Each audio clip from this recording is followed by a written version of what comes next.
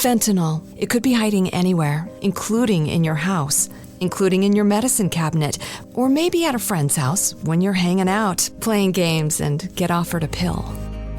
Don't take chances. If a drug didn't come from a pharmacy directly to you, you can find fentanyl using a simple strip you can pick up at your local pharmacy. Don't take it until you test it, because fentanyl can be hiding anywhere.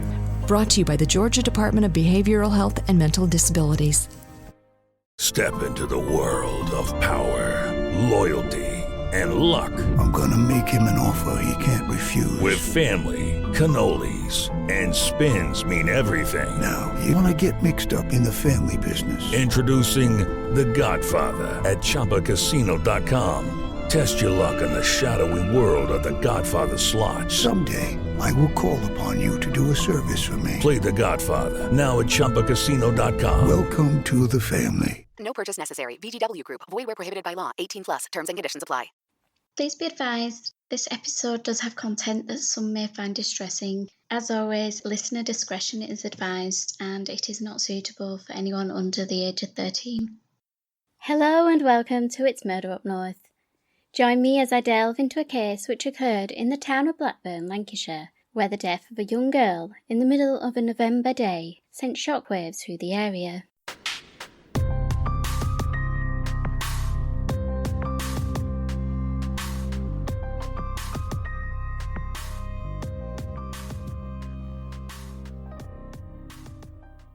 Located to the west of the town of Blackburn lies its largest recreation ground, Whitton Park, which was purchased by the local authority in 1946 for public use.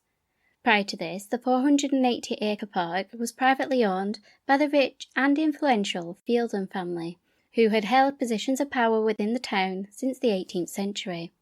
The Fielden family came to live on the estate in 1788 when Joseph Fielden purchased Whitton Hall. This was likely the original manor house for the area, with records dating back to at least the 13th century. The property stood close to Preston Old Road, which marked the southern boundary of Whitton Park. Yet by the beginning of the 1800s, the old hall was leased out as Whitton Hall Milk Farm, while the Fielden family moved into the newly constructed Whitton House, a Grecian-style mansion, which the head of the family, Henry, felt better reflected their status. The home would boast a grand staircase, 18 bedrooms and manicured terraced gardens, including a lily pond, surrounded by rural pastures and woodland, all cared for by at least 16 household servants and over 60 employees who assisted in the running of the estate. The 480-acre property spanned from the foot of Billinge Hill in the north to Preston Old Road in the south, with the western boundary marked by a footpath known as Killard Lane, while the eastern edge was formed by Bunser Lane. It was primarily along the eastern and southern edge that the main population of Whitton dwelt, and while the Fielden family enjoyed their opulent surroundings and wealth, the people who lived on the borders of their domain toiled all day, either in the mills or on the farms. Amongst the many inhabitants of Whitton was the Barnes family, who lived and worked on Redland Farm, which stood roughly 1,200 feet to the east of Bunser Lane, of which the family leased pasture land on Whitton Park. Edward Barnes and his wife Sarah had 3 children, Thomas, Mary and Alice. The latter, born on the 15th of July 1883, was a pretty 9-year-old girl in 1892. Tall for her age, with dark shoulder-length hair, she was a dutiful child who, like her siblings, helped in the running of the farm. On the 8th of November 1892, Alice, like many children in the late 19th century, split their days between education and work. Upon finishing school at 12 o'clock, many of Alice's classmates would head to the various mills to work in the afternoon, while she would head home to help on the farm. One of her duties was to herd the cattle from the farm to a pasture located on Whitton Park. And just after 1 p.m, Alice and her younger sister Mary headed off with the cows to traverse the short distance to the gate on Bunser Lane, which they would open to let the animals into the field. When the 2 girls arrived there, the pair discovered a calf which had managed to follow the herd. Needing to return it to the farm, Alice instructed 8-year-old Mary to take the calf home, while she stayed to drive the cows through the gate. Alice would not be alone in carrying out this task, as 12-year-old Elizabeth Riding, the daughter of a Witton Park gamekeeper, offered to help her. The two girls herded the cows together. Upon completion, they parted ways. Elizabeth recalled that Alice followed the cows into the field, while she would briefly stop to speak to another girl called Edith Duxbury, before heading out of the park via a doorway and across a small footbridge towards Spring Lane. Doing so, she would pass a man who had been loitering on the bridge when she had first arrived at the park. Thinking nothing of his presence, she continued walking, but 100 yards away from the bridge, Elizabeth glanced around to find that the man had disappeared. Meanwhile, back at Redland Farm, Alice's father became aware that it was taking her longer than usual to return from the pasture, and less than half an hour after the 9-year-old had left, her brother Thomas was sent out to look for her. He would return shortly after, urging his father to come with him. Concerned, Edward and Thomas headed out together, and as they made their way along Bunsell Lane, they observed a crowd gathered on the road ahead, surrounding a figure laid beneath a blanket. Getting closer, it became apparent that the body was Alice's. It had been roughly 20 minutes since Alice had left home with Mary, when Mrs. Martha Hindle had found the body. The widow had walked from Spring Lane and across the same footbridge on which Elizabeth had seen the man standing. But Mrs. Hindle saw no one as she started to walk up Bunsell Lane in the direction of her cousin's home, when she noticed the little girl lying in front of the doorway that led into Witton Park. Miss Hindle would later describe the scene at the inquest, in which she testified, quote, "She was laid with her head towards the open door. I touched her and found her quite cold. I did not touch her any more, but ran back and gave an alarm to the people in the houses in the lane, and to some people going to the mills. I then went back to the body and waited there until the policeman came. I never saw anybody touch the girl until the policeman arrived. He got a sheet and threw it over the body. I never saw anybody about the place and met nobody in the lane." The police investigation began swiftly. As news of the crime spread, speculation regarding what had happened to Alice circulated. There were rumours that she had been badly beaten and sexually assaulted, details that shocked the community, who questioned who could have committed such a brazen act in the middle of the day against an innocent child. It was apparent that Alice had not been attacked in the location her body had been found, and after a search, police discovered an area in the pasture which had been recently disturbed. Crucially, they discovered a boot print, from which a plaster impression was made. Despite limited clues to work with, the police did make a couple of arrests that Tuesday night, although all those apprehended were promptly released when no connection could be made between them and the crime. The following day, eager to bring the killer to justice, but with little clues to help them, police hoped to trace the killer's movements by bringing in a pair of bloodhounds, whom they hoped could ascertain where the assailant may have gone after the attack. The two dogs, called Champion Kodo and Dandy, were brought from their home near Bolton to Blackburn via train, and were taken to the various locations, including the crime scene and surrounding roads. But no scent was discerned, with officials blaming the passage of time as well as the influx of people to the area in the aftermath of the murder. While the investigation in Blackburn struggled to gain traction, they did have a description of a man who had been seen loitering near the crime scene by various witnesses, including Elizabeth Riding. This description was circulated through the press and to other police forces who were eager to assist their colleagues, with a number of them apprehending individuals they suspected may have been involved. The day after the murder, a man was arrested in the town of Briarfield, roughly 17 miles away from the crime scene. The individual was not named, and was released when it was discovered that he was working as a spinner and had been in Skipton at the time of the murder, placing him 30 miles away from Witton Park.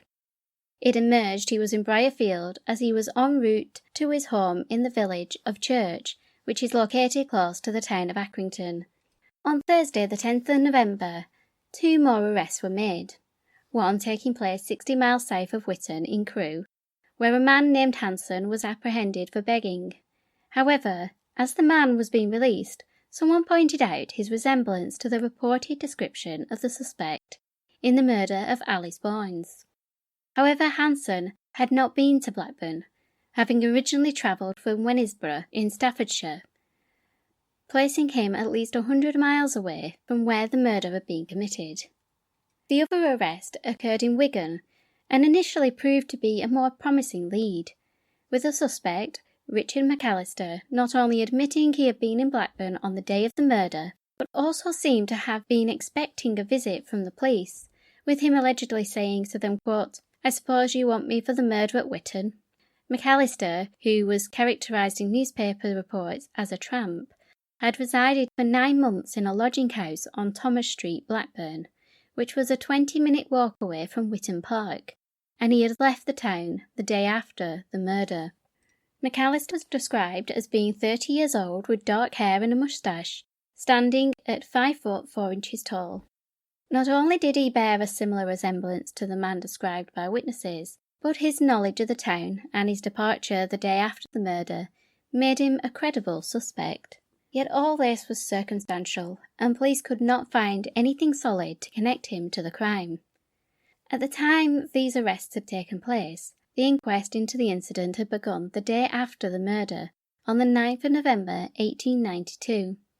With the details still fresh in their minds, multiple witnesses appeared before the coroner to provide their evidence, which was taken over a number of weeks. The first witness was Edward Boynes, who provided an account of his daughter's movements leading up to her death, recalling that he had sent her off to open the gate for the castle just before 1 o'clock.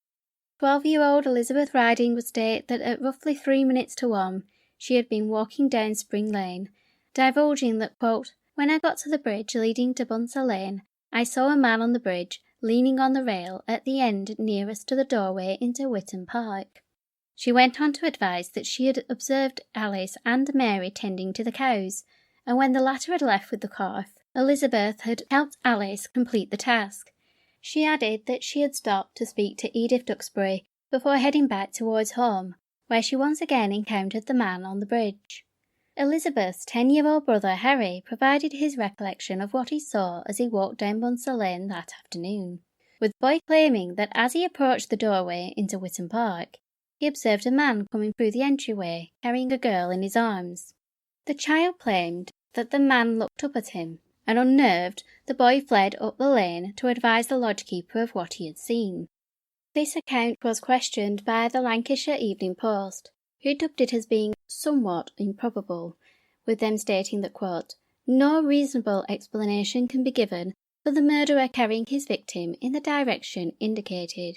But the paper also pointed out that, quote, "the police lay considerable stress on it."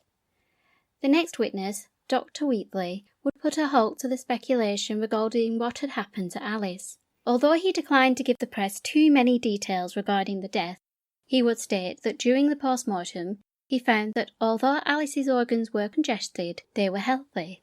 It was confirmed that there were no physical signs of sexual assault, with Dr. Wheatley unable to say whether such an assault had been attempted. It had been deemed, however, that a 9-year-old girl had died from suffocation due to a red handkerchief being forced into her mouth, which had caused tearing on her throat. It was suspected that this piece of cloth had been used to prevent the girl from screaming, and may not have been intended to cause death. Another key yet heartbreaking aspect to the case would be speculated by the police, who believed that the crime had occurred within a window of 10 minutes, given the last sighting of Alice alive was at around 1:10, and her body was discovered at 1:20. Yet a chilling feature would also emerge, with it being theorised that had Mrs. Hindle noticed the obstruction in Alice's mouth, and had the handkerchief been removed, the 9-year-old girl may have lived. It was alleged that, quote, "one or two of the crowd, which quickly gathered, suggested that this," meaning the removal of the handkerchief, "should be done, and that an attempt might be made to resuscitate her, but others, chiefly women, scouted the idea, and objected to the girl being touched." Tragically, it was never to be known whether Alice Boynes would have survived had someone intervened, and under this cloud of uncertainty the young girl was laid to rest on Saturday the 12th of November 1892. Her funeral procession being observed by her community, amongst whom her killer may still be residing. they would not have to wait long to learn the name of the individual responsible for killing Alice, with 32-year-old local man Cross Duckworth, a brass finisher, being arrested for the murder. Following his apprehension, the inquest resumed on Thursday the 17th of November 1892, with Cross Duckworth present for the proceedings. With this new development, witnesses who had already provided testimony would be brought forward again to determine whether the man in the dock was the individual they had seen near the crime scene. The majority of the witnesses, including the two 12-year-old girls, Elizabeth Riding and Edith Duxbury, had both positively identified Duckworth during a police line-up and stated that the man in the dock was the man they saw on the day of the murder. Elizabeth claimed that she could say it with some certainty, as she had had a good view of the man when she had stopped to converse with Edith. However, not all the witnesses agreed, with shoemaker James Smith recalling that he had seen a man on the bridge but could not say for certain it was Duckworth. Of interest was the evidence of Harry Riding, whose previous statement had been deemed improbable. He returned to the stand, and this time he had added more detail to his story, alleging that he, quote, saw a man behind a wooden gate stooping over something. The boy continued to claim that when his presence was noted, quote, the man ran away with the body in his arms. In his hurry, he caught his head against a door, dropped the body and ran off. With regards to Duckworth's movements before and after the murder, numerous witnesses had placed him on the bridge near the scene at the appropriate time, including labourer Henry Watson, who also recalled seeing Alice driving the cows through the gates. Watson alleged that approximately 5 to 1 he was heading to work on Preston Old Road when he had seen a man standing on the bridge which crossed the brook over to Witton Park, and took note of the manner in which the individual was dressed. He was not alone in noting what was described as Duckworth's strange appearance, with Martha Southworth, John Walsh and Emily O'Brien also testifying regarding this detail. The latter two noting that, quote, his trousers were dirty, he looked very pale and excited. All three of them would also identify Duckworth as the man they had seen. Henry Watson would also assist in clarifying Duckworth's movements after the attack, stating that he had seen the same man 20 minutes later at Preston Old Road, which was en route to where Duckworth lived, on Primrose Terrace. Like the previous witnesses, Watson would also positively identify Duckworth, both during a police line-up and in the courtroom. His evidence helped to establish the suspect's movements after the attack, while others would come forward to discuss his actions prior to the murder, including Duckworth's brother William, who worked as a carter, and on the day in question, his sibling had joined him at 10 a.m. at the King Street train sidings, where he loaded his cart with coal. After which the pair headed off to various public houses, where they shared several drinks before going their separate ways at roughly 12:30. The last establishment the two men had visited was the Unicorn Inn, which once stood on the corner of Frossell Street and Bank Top, and was just a 15-minute walk away from Witton Park. The landlord of the Unicorn, Robert Crook, would confirm that Cross Duckworth had been in the pub from 11 a.m. until 12:40 p.m, which would have given him roughly 20 minutes to get to the location of the crime. It would not be the last time Robert Crook would see Duckworth that day, as the landlord recalled that he returned to the Unicorn at 7 p.m. and was reading the evening newspaper, in which the murder had been reported. Crook claimed that Duckworth commented on the incident, stating, quote, it's a bonny shame whoever has done it. The final witnesses who would provide evidence at the inquest were members of the investigative team, including Superintendent Myers, who had attended the murder scene and had found the footprints, which had been formed by heavily nailed boots, of which a casting had been taken. Superintendent Myers also testified to the account Duckworth had provided to police when he had been brought into the station on the night of the 13th of November 1892, which was the day after Alice's funeral. I have been unable to find a contemporary account as to why Duckworth was brought in for questioning. However, I have seen some modern-day sources stating that his name had been put forward as a person of interest several times, and he did fit the description of the man seen on the bridge. At the police station, Duckworth had told officers that on the 8th of November he had left his home on Primrose Terrace at 7 a.m, from where he headed to 3 different pubs, leaving the third at 9:30 in order to meet his brother at the King Street pole siding at 10 o'clock. His story from then until 12:30 aligned with his brother William's, with them both claiming that they had visited several public houses until they parted just after midday, with Duckworth then alleging that he headed straight home and did not recall seeing anyone on his journey back to Primrose Terrace.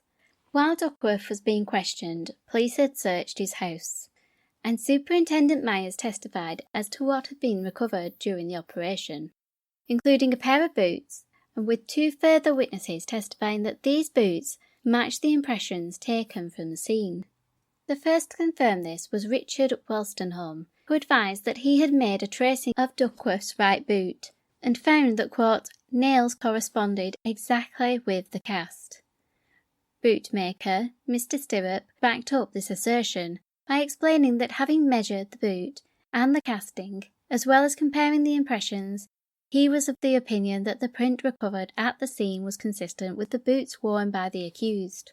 With witnesses having placed Cross Duckworth near the scene and his boot impressions matching those recovered from the pasture, the circumstantial evidence was building up against him, yet the final piece seemed like the most incriminating of all. When Superintendent Myers told the court that during the search of the suspect's property they had found 2 handkerchiefs of a similar pattern to the one found in Alice's mouth. With DNA technology being almost a century away, and fingerprinting not coming into use in criminal cases until 1901, there would be nothing concrete to tie Duckworth to the case, with some claiming that the evidence against him was pretty slim. In modern investigations, eyewitness testimonies are not as relied upon as they were at the end of the 19th century, with it being acknowledged that human recollections of events can be fallible. Yet without the luxury of CCTV and other technology, eyewitness evidence formed a large part of the criminal case in 1892, especially in one like Cross Duckworth's, where several individuals had positively identified him. However, some would argue that the other individuals who had been arrested in the case, including Richard McAllister, who had left Blackburn the day after the murder, also bore a striking resemblance to the man seen on the bridge. The other aspects linking Duckworth to the murder have been contested, with it being pointed out that both the handkerchief and the type of boots he wore may have been common items owned by many individuals in the area. Despite this modern take of the case, at the time the evidence was strong enough for the jury at the inquest to return a verdict of wilful murder, prompting Duckworth to be committed to trial. Commencing on the 12th of December 1892, the trial at Liverpool Assizes would be brief, lasting only 2 days, and the judgment swift, with Cross Duckworth being found guilty of the murder of Alice Barnes, after the jury had deliberated for just 1 hour. He was handed the only sentence available under law, the penalty of death. Duckworth's wife, with 2 children, would regularly visit the condemned man at Walton Jail. It was reported in the Leeds Times that one of the last visits took place on Saturday the 24th of December 1892, with the paper describing the meeting between the pair as being, quote, very affecting, the least moved member of the party being the prisoner, who appeared in good health and fairly cheerful.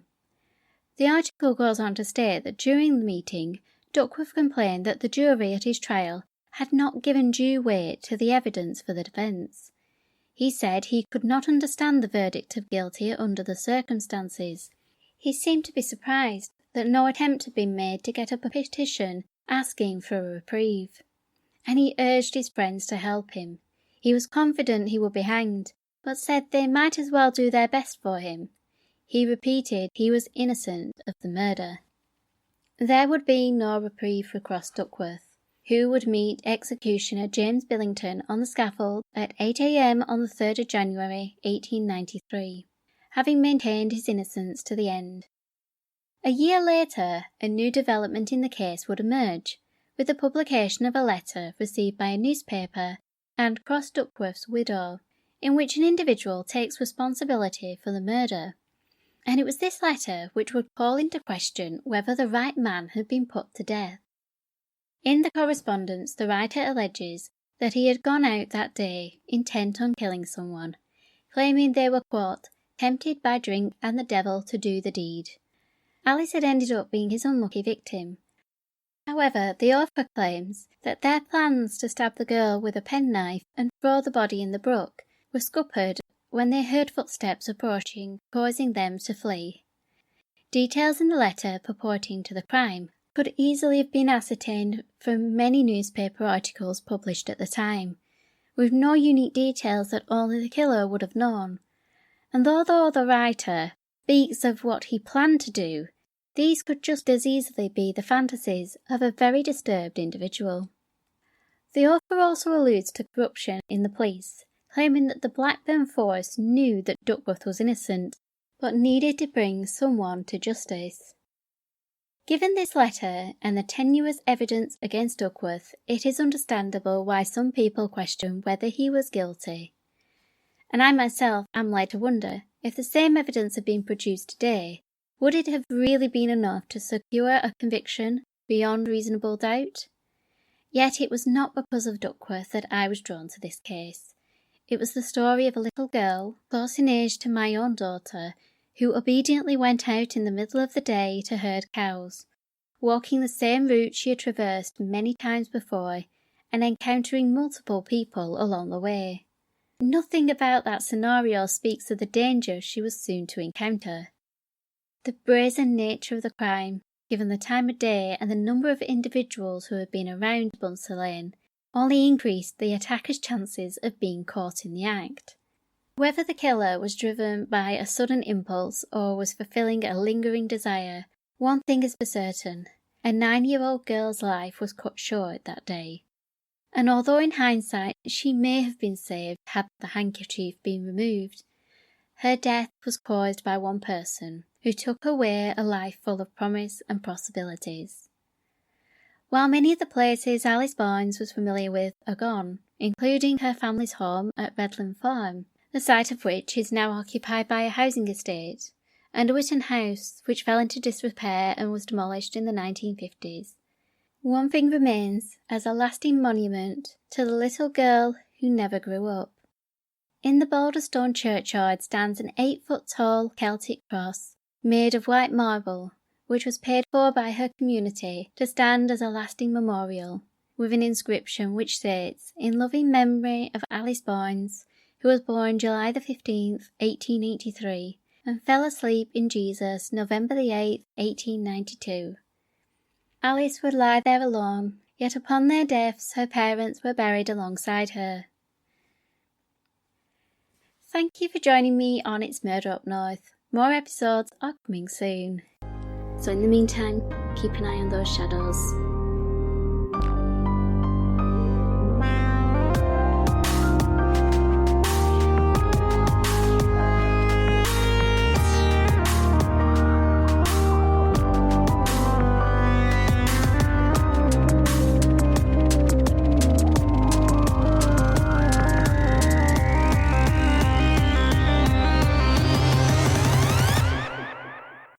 Fentanyl. It could be hiding anywhere, including in your house, including in your medicine cabinet, or maybe at a friend's house when you're hanging out, playing games, and get offered a pill. Don't take chances. If a drug didn't come from a pharmacy directly to you, you can find fentanyl using a simple strip you can pick up at your local pharmacy. Don't take it until you test it, because fentanyl can be hiding anywhere. Brought to you by the Georgia Department of Behavioral Health and Mental Disabilities. It is Ryan Seacrest here. There was a recent social media trend which consisted of flying on a plane with no music, no movies, no entertainment. But a better trend would be going to ChumbaCasino.com. It's like having a mini social casino in your pocket. Chumba Casino has over 100 online casino-style games, all absolutely free. It's the most fun you can have online and on a plane. So grab your free welcome bonus now at ChumbaCasino.com. Sponsored by Chumba Casino. No purchase necessary. VGW Group. Void where prohibited by law. 18 plus terms and conditions apply.